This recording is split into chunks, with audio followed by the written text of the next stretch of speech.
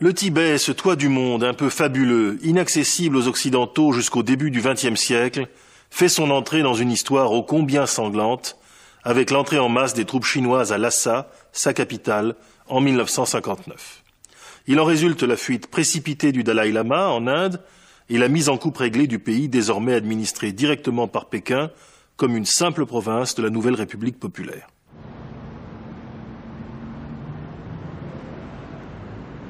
Depuis lors, rien ou presque n'a changé. Le Dalai Lama vit toujours en exil en Inde, à Dharamsala. Le gouvernement de Pékin continue à administrer le pays avec une poigne de fer. Et la grande majorité des Tibétains continue à s'opposer, comme elle le peut, à cette mainmise. Pourtant, le Dalai Lama persiste, contre l'extrémisme de certains de ses jeunes partisans, à parler d'une solution politique possible. Et certains officiels à Pékin évoquent parfois aussi, mais plus discrètement, d'éventuels compromis. Pour comprendre toute la complexité d'une telle issue, il faut au préalable analyser les données réelles du drame tibétain. D'une part, les ambitions de la Chine et leur évolution dans le temps, d'autre part, les aspirations du peuple tibétain lui-même. Tout d'abord, que voulait la Chine avant 1950 ? Jusqu'à cette date récente, les ambitions de la Chine au Tibet avaient été constantes et mesurées. Dès le Xe siècle, le Tibet commence à entretenir des rapports de vassalité avec les empereurs de Chine. À partir du XVIe siècle, cette subordination se concrétise par l'installation de gouverneurs chinois, les Amban, qui manifestent l'autorité de l'empereur à Lhasa. Mais ce protectorat est léger, et il ne gêne en rien la théocratie tibétaine dans l'exercice de son pouvoir intérieur traditionnel. C'est au départ cette politique plutôt débonnaire que Mao semble vouloir poursuivre après sa victoire dans la révolution de 1949. Et le Tibet aurait ainsi pu rester une zone d'autonomie sous influence chinoise, comme ce fut le cas pendant des siècles. Pourtant, en quelques années, de 1950 à 1959, tout change. En effet, l'autonomie régionale du Tibet est de moins en moins respectée par la Chine. À partir de 1955, avec la fin de la guerre de Corée, la Chine introduit des soldats au Tibet, place des conseillers, organise un noyau communiste tibétain. En réaction, progressivement, un mouvement anti-chinois s'organise à son tour.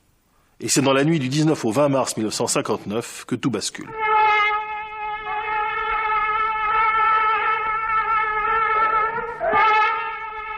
Une rébellion générale du Tibet éclate à Lhasa cette nuit-là. 20 000 Tibétains civils se sont rebellés contre une masse compacte de quelques 40 000 soldats chinois. Après une semaine de combat, le mouvement est écrasé par le recours aux bombardements aériens. Cette victoire chinoise sur la rébellion tibétaine entraîne la fuite précipitée du chef religieux suprême, le Dalai Lama, qui choisit l'exil en Inde pour échapper à l'arrestation et à la déchéance. La Chine passe cette nuit-là du protectorat à l'annexion pure et simple. C'est un bouleversement complet de la vie d'un peuple qui ne retrouve plus ses marques ni même ses frontières, puisque le Tibet est devenu simple province de la nouvelle République populaire, est en même temps amputé d'un bon tiers de son territoire d'origine, réparti entre des entités voisines à majorité chinoise. Pourquoi Mao a-t-il été conduit à agir si brutalement en 1959 ? 3 raisons fondamentales ont poussé Mao à envahir en force le Tibet. D'abord, l'idéologie. Nous sommes en Chine même, en pleine radicalisation du régime. Mao a commencé à critiquer l'évolution réformiste de Khrouchtchev en Union soviétique et lancé l'année précédente un grand bond en avant catastrophique dans les campagnes chinoises. L'affirmation d'une autorité sans faille de la Chine sur tout son territoire fait donc partie d'un même ensemble de mesures radicales. Les Tibétains sont ainsi pris dans l'œil du cyclone de la révolution chinoise. Ils le paieront chèrement. Villages rasés, monastères détruits ou pillés, élites envoyées au goulag. Ensuite, la tradition coloniale. La Chine a progressivement assimilé dans son histoire des régions entières, autrefois vides de population Han et peu peuplées par des peuples allogènes, ainsi en Mandchourie et plus près du Tibet au Yunnan, porte de l'Indochine. Les dirigeants communistes ont ainsi un plan de colonisation grandiose qui concerne la moitié ouest à peu près vide de leur territoire. Le Tibet est inclus dans ce plan qui s'autorise de la tradition impériale.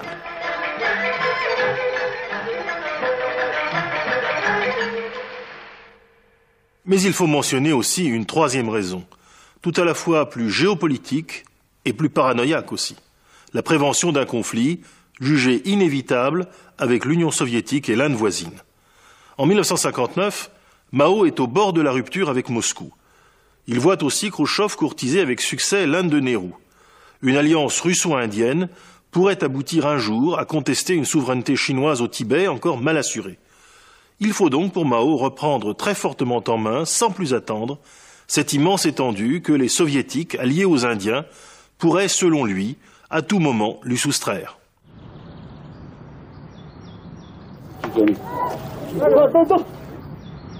Comment a réagi le Tibet? C'est le deuxième élément fondamental qu'il faut considérer avant d'aborder la question de la solution politique. Les Tibétains ont largement résisté à ce projet colonial. En effet, 40 ans plus tard, la politique d'annexion de la Chine demeure un échec. Les Tibétains ne se sont pas ralliés, à quelques exceptions, au communisme de Pékin, bien au contraire. La colonisation chinoise est inexistante en dehors de la ville de Lhasa et des marches voisines de la Chine proprement dite. La sécurité des frontières elle-même n'est guère assurée. Pourtant, à quelques exceptions spectaculaires près, la résistance tibétaine aura surtout été politique et non violente chez un peuple qui pourtant semblait peu préparé à cette épreuve. Cet échec chinois a pour cause fondamentale la capacité de résistance d'un peuple tout entier. Comment le Tibet a-t-il su résister? Le Tibet a pu résister parce que son peuple a su, en 40 ans, accomplir une étonnante mutation presque sans équivalent ailleurs, mutation qui s'exprime de trois manières assez différentes. Tout d'abord, les Tibétains sont devenus, en une génération, un peuple en diaspora, et ils se sont adaptés à cette existence, situation absolument inouïe dans l'histoire tibétaine. Jusqu'alors, il y avait bien quelques lamas tibétains à Pékin, quelques autres en Mongolie, quelques marchands établis de l'autre côté de l'Himalaya, au Népal, mais c'étaient des minorités infimes. Le peuple tibétain n'avait jamais quitté son territoire. Il faisait corps avec son environnement montagnard. Aujourd'hui, des dizaines de milliers de Tibétains vivent en Inde, d'autres de plus en plus nombreux se retrouvent au Népal, mais aussi à Hong Kong, en Suisse, aux États-Unis. Si beaucoup y enseignent le bouddhisme, nombreux sont aussi ceux qui ont réussi dans les affaires et se sont assimilés aux cultures environnantes. Cet essaimage réussi a permis au Dalai Lama de pratiquer, surtout ces dernières années, une stratégie de médiatisation du conflit qui a pris appui sur l'engouement occidental pour la culture du Tibet.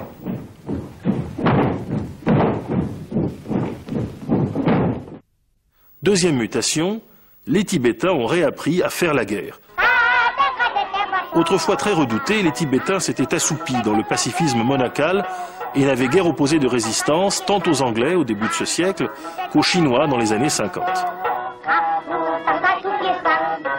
La résistance des maquisards Khampa, équipés par la CIA dans les années 60, qui abattent dans une embuscade le gouverneur militaire chinois en 1967, vient contredire cette image traditionnelle.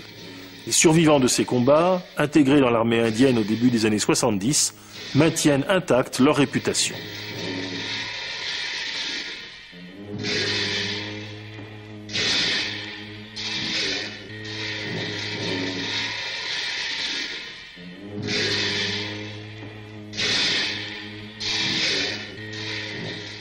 Mais troisième mutation, c'est la résistance non violente des Tibétains sur place qui assure le véritable blocage de l'occupation chinoise. Dès que la dictature se relâche, après la mort de Mao, les Tibétains manifestent dans les rues de Lhasa, revendiquent le retour de leur culture, refusent, malgré les tentatives de les acheter, de faire le jeu des Chinois. La Chine a donc perdu, mais le Tibet n'a pas encore gagné. Si la situation a évolué depuis les années 80, une solution politique au conflit n'a pas encore été trouvée.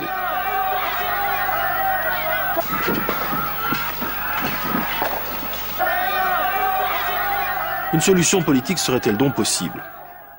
Observons tout d'abord que des trois raisons qui ont déterminé Mao à envahir le Tibet, deux sont tombées. Le risque d'une offensive soviéto-indienne s'est dissipé avec la guerre froide. L'ambition coloniale s'est heurtée, elle, à un milieu de vie insupportable par son altitude et son climat aux paysans chinois traditionnellement hostiles aux montagnes.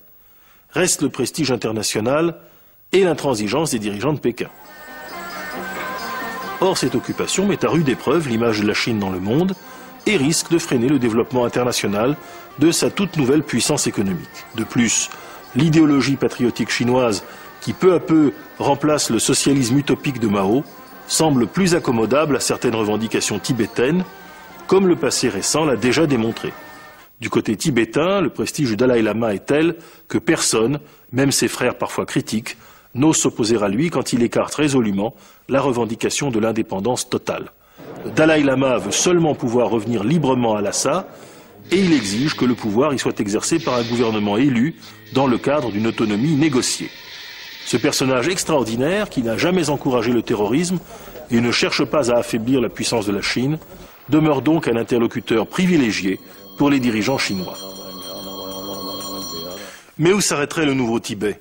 C'est peut-être sur la définition de l'entité autonome et de ses frontières exactes que la discussion serait la plus âpre, mais aussi peut-être la plus profitable, tout comme entre Israéliens et Palestiniens.